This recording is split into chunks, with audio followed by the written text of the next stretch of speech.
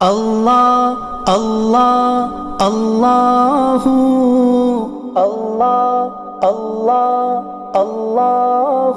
اللہ اللہ اللہ اللہ لا الہ الا ہو۔ بسم اللہ الرحمن الرحیم۔ الحمد لله رب العالمين والصلاة والسلام على سيد المرسلين وخاتم النبيين محمد وآله وأصحابه أجمعين، أما بعد فأعوذ بالله من الشيطان الرجيم. إن الله يأمركم أن تؤدوا الأمانات إلى أهلها، صدق الله العظيم. معزز سامعین، ہم آج آپ کے سامنے امانت اور اس کی ادائیگی اور اس کے متعلق واقعات انشاءاللہ بیان کریں گے۔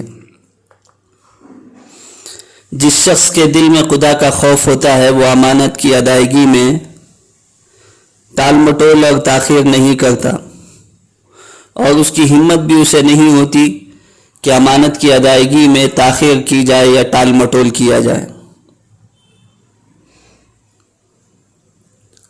اور جس کے دل میں خدا کا خوف نہیں ہوتا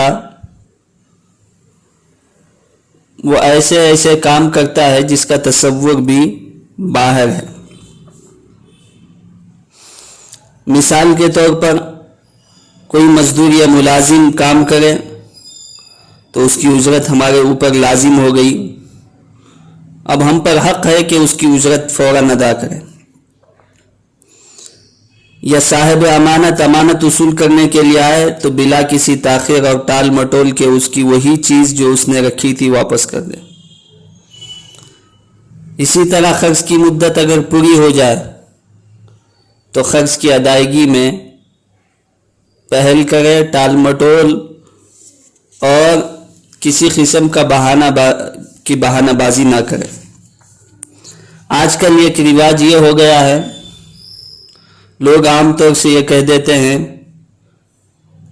کہ میرا کاروبار بھی یہی ہے، میں بھی یہی ہوں، آپ کے پیسے کہاں جائیں گے۔ یہ بالکل غلط بات ہے۔ لیتے وقت انداز دوسرا ہوتا ہے، دیتے وقت بدل جاتے ہیں۔ یہ ایک ایمان والے کی نشانی نہیں ہے، امانت داری کے خلاف ہے۔ جس کے دل میں خدا کا خوف ہے وہ اس طرح کر ہی نہیں سکتا کہ قرض کی مدت پوری ہونے کے بعد وہ بدل جائے۔ ہم آپ کو ایک انتہائی عبرتناک واقعہ امانت کی ادائیگی کا سناتے ہیں۔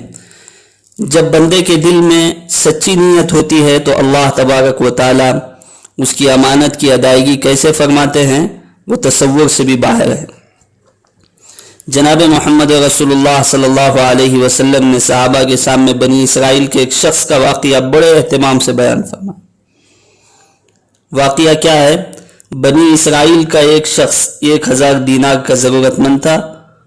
وہ سمندر پار کر کے دوسرے علاقے میں کسی صاحب حیثیت آدمی کے پاس پہنچا، اس سے جا کر 1000 دینار قرض مانگا۔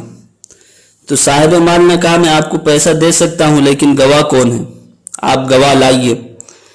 تو اس شخص نے کہا، قرض مانگنے والے نے، کفا باللہ شہیدا، یعنی میرے اور آپ کے درمیان اللہ ہی گواہ کافی ہے۔ تو صاحب مال نے کہا کفیل اور ذمہ دار لاؤ تاکہ اگر آپ نے ادا نہیں کیا تو میں آپ کے کفیل سے وصول کر لوں گا۔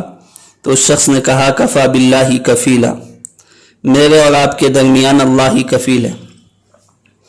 تو صاحب مال نے سوچا کہ یہ شخص بات تو سچ ہی کہہ رہا ہے، لہٰذا ایک مدت متعین کر کے 1000 دینار اس کے حوالے کر دیے۔ جب مدت پوری ہو جائے گی تو آپ ہمارا قرض ادا کر دیں گے، اس شرط پر صاحب مال نے اس کو قرض دیا۔ تو قرض لینے والے نے کہا ٹھیک ہے۔ تو یہ شخص 1000 دینار قرض لے کے سمندر کے پار اپنے گھر پہنچ گیا اور اس سے اپنی ضرورتیں پوری کر لی۔ اور جب قرض کی مدت پوری ہو گئی تو وہ شخص قرض ادا کرنے کے لیے 1000 دینار لے کر قرض خواہ کے ہاں پہنچنے کے لیے روانہ ہو گیا، اور سمندر کے پاس پہنچ کر کشتیاں تلاش کرنے لگا تو کوئی بھی کشتی نہیں ملی۔ یہ اس کا اتفاق عجیب تھا، اسے سخت خدشہ محسوس ہونے لگا، خدا نخواستہ قرض ادا کرنے سے پہلے پہلے مدت نہ پوری ہو جائے، سمندر کے کنارے پر مارا مارا پھرنے لگا، پریشان ہونے لگا، کسی طرح کوئی سواری ملی۔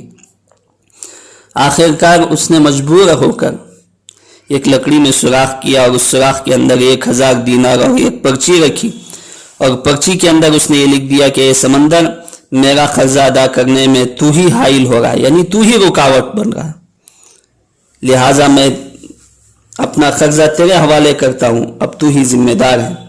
چنانچہ لکڑی کے سوراخ میں پرچی اور 1000 دینار رکھ کر سوراخ بند کر دیے۔ اس کے بعد اس لکڑی کو اس سمندر میں یہ کہہ کر بہا دیا کہ لے اب تو ہی ذمہ دار ہے، اور اللہ سے دعا کی اللہ میرا قرض کے ادا کرنے میں یہی سمندر رکاوٹ ہے، میں تجھے گواہ بناتا ہوں اور تو ہی گواہ ہے اور تو ہی کفیل ہے، یہ کہہ کر اس نے لکڑی ڈال دی۔ دوسری طرف قرض کا جب قرض کی مدت پوری ہونے لگی تو وہ قرض دار کے پاس پہنچنے کے لیے سمندر کے کنارے پر پہنچا تو اسے بھی کوئی سواری نہیں ملی۔ اتفاق سے اس کے سامنے سمندر میں سے ایک لکڑی بہتی ہوئی آئی۔ معزز سامعین، سچی نیت کا اثر دیکھیے، وہ لکڑی سمندر کے بالکل کنارے پر آ گئی اور اس نے اس ارادے سے اٹھایا کہ لکڑی عورتوں کے کام آئے گی، کھانا پکانے میں ایندھن کے کام آئے گی۔ تو وہ شخص جب لکڑی لے کر گھر کو گیا اور چیرا تو اس میں 1000 دینار اور وہ پرچی ملی۔ اب قرض خواہ کے اوپر جو کچھ عبرت ہونی تھی ہوئی۔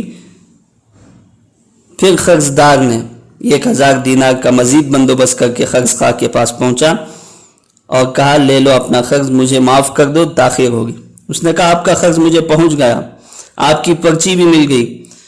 تو دونوں شخصوں کو اپنے طور پر جو ایمانی پختگی ہونی چاہیے تھی وہ ہوئی جو اللہ کے لیے ہوتا ہے۔ اللہ تعالیٰ سمندر، درختوں کو بھی اس کے تابع کر دیتا ہے۔ من کان للہ کان اللہ لہ، جو اللہ کے لیے ہوتا ہے اللہ اس کے لیے ہوتا ہے۔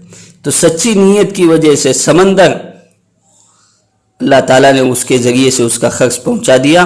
تو اس وجہ سے امانت کی ادائیگی میں، قرض کی ادائیگی میں اور ان جیسے معاملات میں کبھی بھی پیچھے نہیں ہونا چاہیے، ہر ایک کا حق اس کو ادا کر دینا چاہیے۔